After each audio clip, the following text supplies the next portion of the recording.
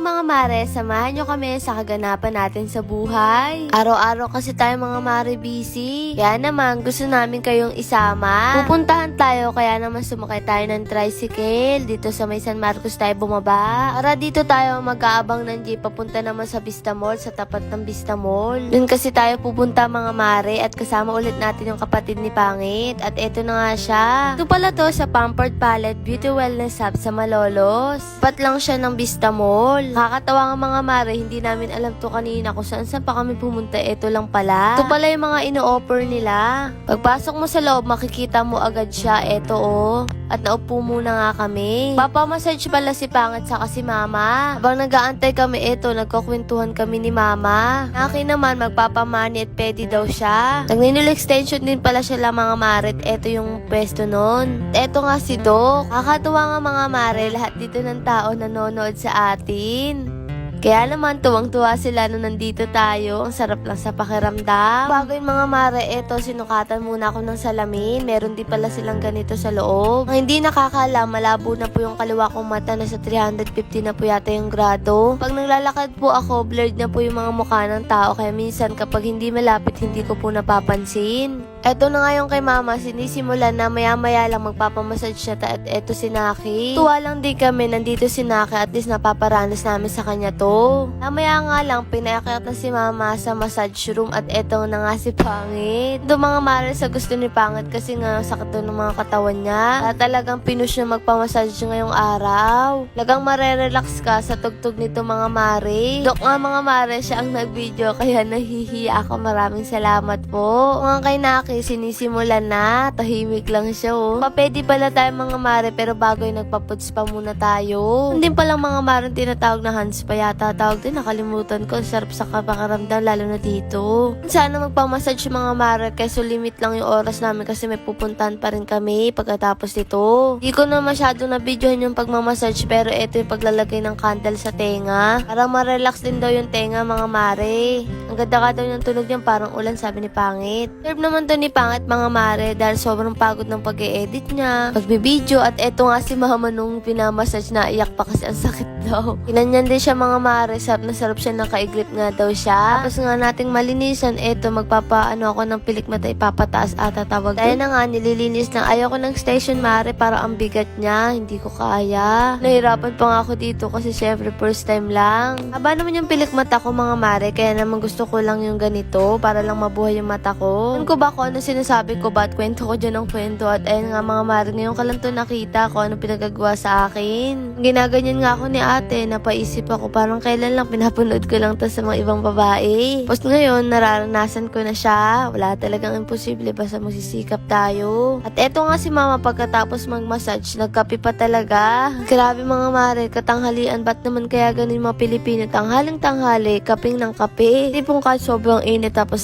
nagkakape ka, tapos nagre-reklamo kang mainit. Ito pala siya sa labas, tapos tapat na tapat lang siya ng Vista Mall kaya hindi ka maliligaw. Mga sinaki, sinusukatan din ng salamin para makita kung may grado na yung mata niya. Awa ng Diyos, wala pa si Naki at eto si Pangit naman na sumunod sukatan ng salamin. Titingnan kung may grado yung mga mata niya pero may grado ng mga mare, siguro kaka-cellphone niya. Dahil nga tutok na tutok siya sa pag-e-edit sa cellphone. At ayun nga, nilalakad ni Pangit para makita kung tama lang sa kanya yung grado. Ayun nga, paikot-ikot pa. Pero tama naman, kaya naman namili na siya. Ganda din ang pagpipilian mo ng frame ng salamin mo kaya si Pangit hindi rin alam ko ano pipiliin niya. Kaya nga lang, wala na naman si tatay. Ewan ko ba naman kay tatay, palaging wala sa bahay. Ito nga, sinubukan niya na kung babagay sa kanya. Ito na ata napili niya kaya naman si Mama naman yung sumunod. Kaya talagang malabo yung mga mata ni Mama kasi nga dati nagtatahi pa yan kahit gabi gamit lang yung gasera kaya talagang lumabo. Kaya ito, buti na lang may ganito si Doc at ayun, pinapakita na para daw to pag magbabasa o kaya magtatahi siya. Kaya nga lang wala yung Mama ni Pangit kasi malabo din yung mata nun. Naman sa Pasko ay nang regalo namin sa kanya bagong salamin. Niya dito sa Bulacan mga mare kasi balak na namin pupuntahan sila dito sa Pasko para sama-sama kami. Eto nga mga mare, si Mama tumatawa pa talaga siya. Pipili na rin siya kung anong gusto niya ilalagay sa salamin niya at ayun na nga sinukat na ni Mayora. Tuwa talaga ako kay Mama kapag nararanasan niya lahat ng first time niya sa buhay. Ayun nga oh. Habang busy nga sila dyan sa baba, eto naman ako mga mare, malapit malapit na ring matapos. Excited din talaga ako mga mare kung ano magiging itsura ng mga mata natin pagtapos. Ito na nga siya mga mare pagkatapos. Medyo umangat na yung mga pilik mata ko, hindi lang masyadong nakita. At ayan nga, for the picture ng mga mare nyo. At tapos na rin tayo mga mare sa wakas. Maraming salamat po sa inyo. Napakabait nyo. Balik-balikan sila ng customer kasi maalaga sila. Ito naman, pupunta na naman tayo sa PLDT kasi ilang linggo na yon. Nga, kailangan talaga natin ng internet, lalo na ang trabaho natin ay sa internet. Pagkatapos nga doon, eto, nakadaan naman ako ng bibili ako ng sitaw. Ayan, bumili ako kay ate, 35 isang tali. Bigla ko tuloy naalala yung dati nagsisigaw ko, sitaw, pechay, patola. Hindi na kayo dyan. Sagsagan ng init, tapos nagbebenta ka, minsan babaritin ka pa. Shout out po sa inyong lahat. Maraming salamat po sa palagi yung panonood sa atin. At eto nga, bumili ka ng dalang hita. Kailangan talaga natin ng prutas, lalo na ngayon mga mare, usong sakit. Kasi nga, tingnan nyo naman yung boss ko mga mare, hindi pa rin talaga siya bumabalik sa dati. Halos lahat kami may sipon. At eto nga, bumili rin ako ng isang mangga mga mare, napakamahal. Dahil nga hindi pa naman uso ang mangga, kaya mahal ang kilo. At eto, bumili rin ako ng mais. Gutom na gutom kami mga mare, paano ba naman maagang-maaga pa lang wala na tayo sa bahay. Hindi na kami nakakapag-almusal. Kaya kumain muna kami kasi kakain na lang tayo pagdating sa bahay para makatipid din. At pumunta pala ako ng Vista Mall para makuha temporary national ID natin. Pero kahit temporary mga mare, wala pa rin. Abay magkakaanak na atakot apo, hindi ko pa rin makukuha ang national ID ko.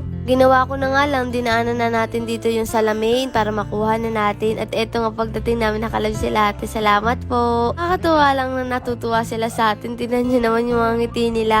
At po sa inyong lahat. At eto nga pagkatapos bumili rin ako ng walis. Para magandang magwalis sa atin. Eto sumakay na lang kami ng tricycle kasi halos ganun din naman yung pamasahe. Kainiran dito mga mare. At nakarating na tayo sa wakas. Pagod na pagod ang bayora. At eto nga, sinasara na natin yung gate at umakit na ako para maputing na natin yung salamin natin. Excited na rin kami. O siya, tingnan nyo naman yung ngiti ni mama nung nakita niya yung salamin niya. Sabi ko nga kay mama, naku mama, Lola Lydia ka na. At ayun, sinukat niya na nga. At bagong ligo pa. Natawa nga siya nung nakita niya sarili niya sa salamin. Pasensya niya ni Karat mga mara. Ang dami natin ba? Ako nun mga mara, tinignan ko. Maganda siya, bumagay naman sa mukha ko. Kaya natuwa din ako. Tingnan nga natin kung bagay nga talaga sa atin. O siya, tinan niyo oh. At habang sinusukat ko nga, napansin ko, tinagyawat ako ng sobra. Yung mga mare, bagay naman ba sa atin? Pero alam ko parang bagay naman sa katapos. Hindi, maganda lang siya sa mata kahit napakataas ng grado ko. Tipong hindi ka mahihilo at ayun nga feeling magandang person. At eto si pangit naman. Sinusukat nga namin, naglolokohan kami Ninoy at Ninay daw. At ang ganda nga ng box siya mga mare, para siyang maong. Tingnan natin kung bagay kay pangit, Don RJ. Ayun na nga mga mare, susukatin niya na.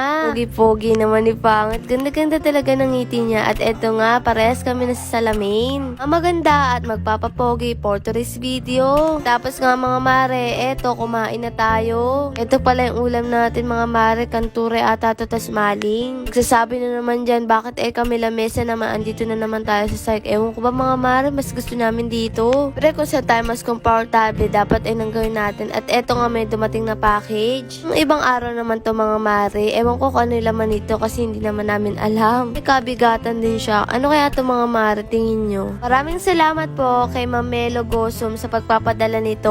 Pagbubukas talaga ng parcel, ang pinaka-excited talaga kami. Syempre hindi namin alam kung ano yung laman niya. Pagbukas namin, Korean noodles pala siya mga mare. At ayan nga, tingnan nyo naman. Lang kami nagkaroon nito kasi ang alam lang namin, Lucky Me, mga noodles na ganun. Pansit Canton. Kaya naman, titikman natin to kung ano lasa nito. At may para siyang spam ba yan? Kaya ayan mga mare, tamang-tama mahilig din yung mga pamangkin ko. Kaya ibibigay ko yung iba kasi hindi rin naman natin mauubos. At saktong-sakto to kapag minsan gusto natin ng ganito, ay pwede tayo magluto anytime. Ito mga mare, kahit gusto namin to dati, hindi kami bibili kasi ang mahal. Kasi nga, alam nyo naman, ang kaya lang namin dating bilhin, sardinas, corn beef. Corn beef nga sa amin mga mare, mahal na. Paano pa kayong ganito? Nabayan mga mare, bukas ulit!